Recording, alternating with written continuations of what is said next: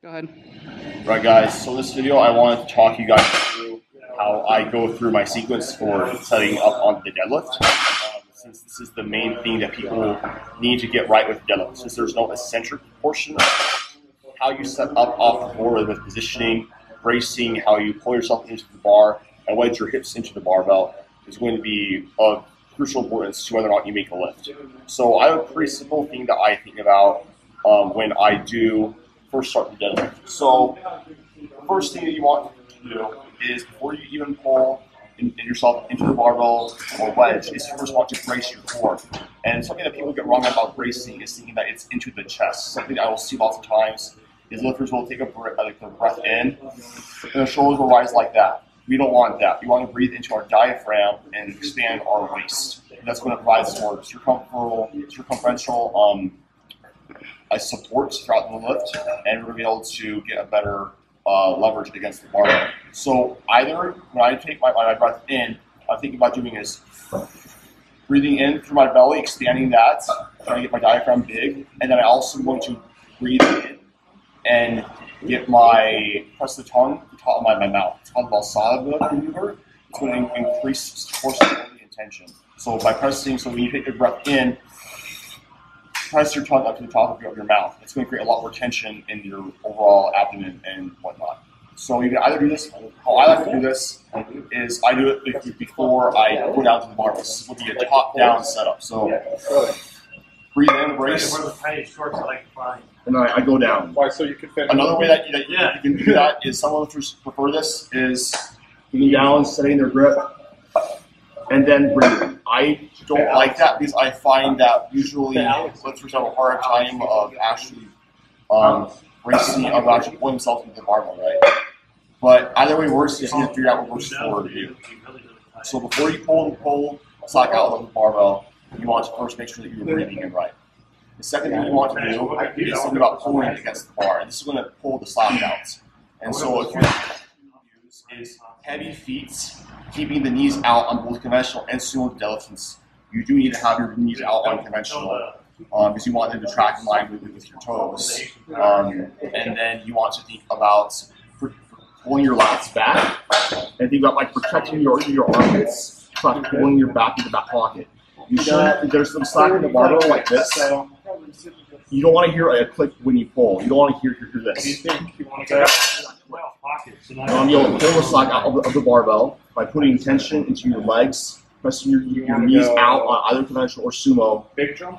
By pulling the slack out of the barbell, you should pull that out, and that's going to help you not waste energy, not get pulled more by the barbell and whatnot. The last cue that I like to think about is wedging yourself into the barbell. That basically means we want to maintain the distance between our ribs and our hips.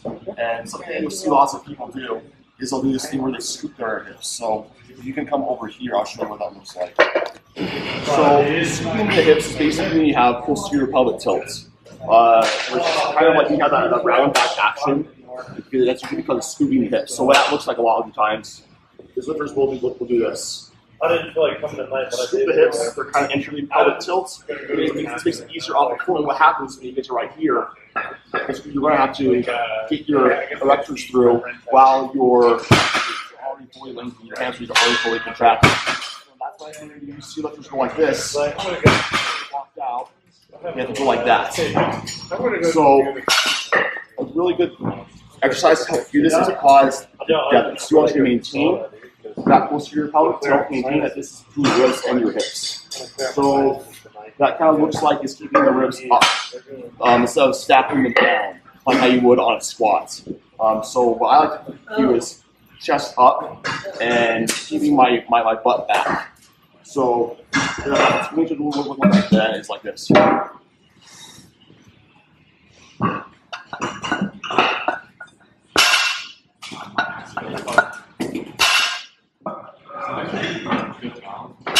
Slowing that down again. So brace, pull, and then wedge.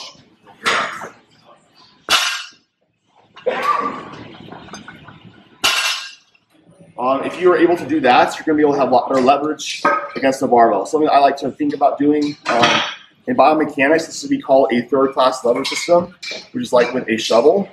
You want to keep that distance between your ribs and your hips, so you have a stiff line of tension and support between your hips and your arms.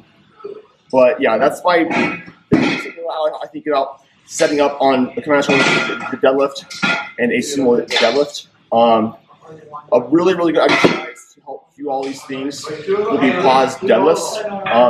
Since the isometric contraction is really going to teach you how to have a good position off the floor, because it's going to punish you if you're not set up right. It's going to be really uncomfortable. You're not going to be able to be bracing right.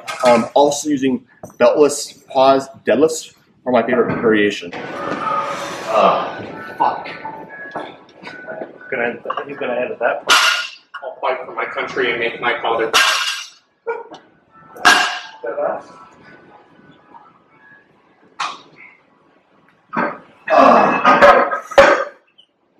Oh, I need my back though.